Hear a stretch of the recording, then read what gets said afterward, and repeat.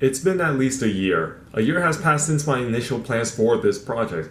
My Hero Academia is one of my favorite TV shows up there, and I wanted to start something big. Yes, even bigger than my Dark Knight showcase I made last year, and certainly bigger than my Marvel Cinematic Universe project. Wave 4 is finally out with the rest of the Class 1A characters. After that, I want to take a break from the show before I move on to the other students, pro heroes, and villains. I wanted to make a huge collection of figures from My Hero Academia to show my passion for the series and my love for creating the minifigs. I am so happy that I am done with Class 1A because it took a lot of motivation to continue. There have been times I wanted to take a break from it for a very long time or just give up entirely, but I pressed forward because I knew I would regret it if I leave them unfinished. Thank you guys for sticking with me since the first wave of My Hero Academia figures, and I hope you guys are still with me till I take a break from the hiatus and start making characters like All Might and All for One. Another Hero Aka showcase, another Toru figure. God, I'm obsessed. So for this version of Toru, I decided to make her casual outfit that are her tank top and her booty shorts. Just like the cheerleader outfit I made, the sculpted clothes are actually made the same way as I did before. I sculpted the chest first and I leave that to dry, and I sculpted clothing on top of that the next day. Once that dries, I peel it off and glue it onto a transparent torso so it looks like an invisible body wearing the tank top. As I said in the previous video, I do not remember which site I got these from, but I bought them in bulk in case they were sold out because I could not find them anywhere on eBay or Amazon at the time. They are quite rare, so it will take a bit more googling to find them. Overall, a very simple figure and definitely not the last Toru figure I'll ever make. Doji is the most challenging figure in the entire Class 1A lineup.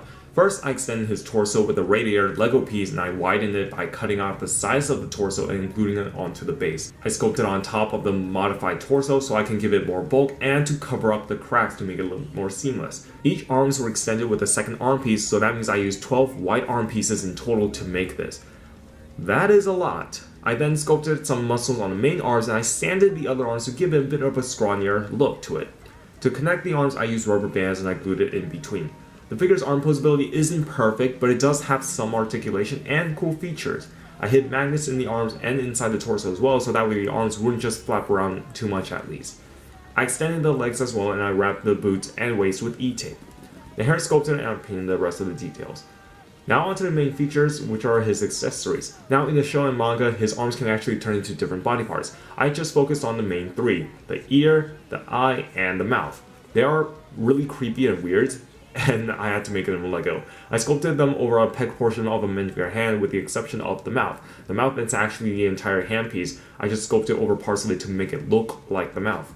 Ojiro is such a forgettable character. People forget he exists since he is one of the few characters in the show so far who does not have a dedicated episode focusing on his character or do anything memorable besides quitting the tournament like a pussy. Regardless, I wanted to put effort into this figure, such as his tail. The figure itself is quite self-explanatory, such as the fabric on his torso along with the cape man's waist cape, and the belt and pouches made with styrene and E-tape. But it's really the tail I want to focus on with the figure. I sculpted the tail over the minifigure hand, so the entire thing is actually sculpted and painted. The minifigure hand actually acts as a clip for the Lego antenna piece, which I glued onto the back of the leg piece.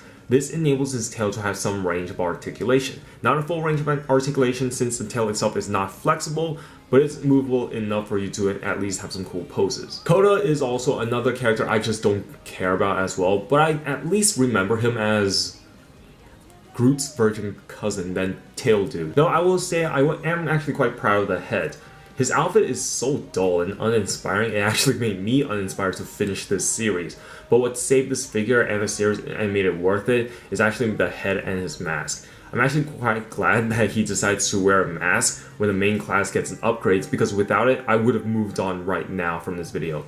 His mask was actually made after I made the initial sculpt for his head. I then carved out the eye holes and the shape and I left it to dry until the next day. After that, I peeled it off and I attached the magnet onto the mask and sculpted over it for the nose portion. Before I made the mask, I actually sculpted it over a metal wire while making the head. This actually enables the mask to stay in place with a fabric strap to help reinforce it. Mineta is a cursed character, and I'm actually quite glad I made it to give people nightmare fuels. I ironically enjoy Mineta only because my friend Dan hates his guts. But let's be honest, we all have our inner Mineta. You guys just hate it because you won't admit that you are perverts yourselves. I also find it so funny when people call Mineta stupid when he's actually ranked in the top 10 in the midterm exam scores and ranked A in intelligence. Like, alright, come on. Hate him all you want, sure, but at least bring some facts. To address the elephant in the room, his balls are actually purple magnetic balls I actually bought on Amazon. I sculpted over a metal wire on the back of his head, and I cut the net peg a bit too short so that way I can insert another magnetic ball to keep the ones on his head in place. I will get hate for this part.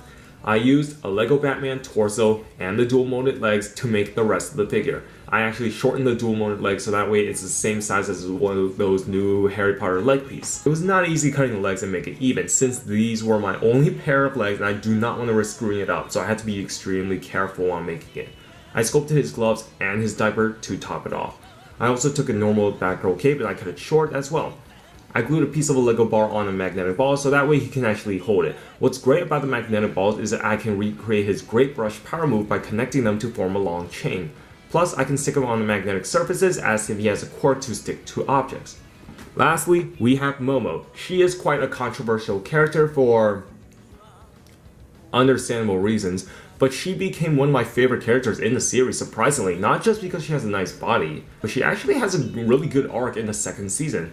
That proves that she's just more than eye candy. Plus her quirk requires her to show off her cleavage, so stop and complain, you woke culture. Her hair is sculpted on top of Lolita's peak hairpiece. I then sculpted her torso by focusing on the chest first, and then worked my way to the clothes. Her skirt is from Cape Madness, and I made the book and stand out of styrene. I hid a magnet inside the book and a metal wire behind the stand so that way the book can stay in place without falling off. For accessories, I just made her staff for a weapon. The next accessory is actually my favorite. To simulate her quirk, I glued random objects on the second pair of arms and I painted the sparkled pattern. So it's like she is like materializing objects out of her body. That is it guys, my final wave of Class 1A. I plan on making a recap video on all my Class 1A figures and talk about how was the process and any memories I had while making these. This was quite an achievement on my channel and definitely a collection I will cherish forever. These were really fun to make, and I thank you guys for watching and supporting this project over on Instagram and on YouTube. I even heard really kind words about this project when I made a surprising visit to Brick Fair 2019, which I want to make a video on regarding on that topic soon. Thanks for watching, and I'll see you guys later.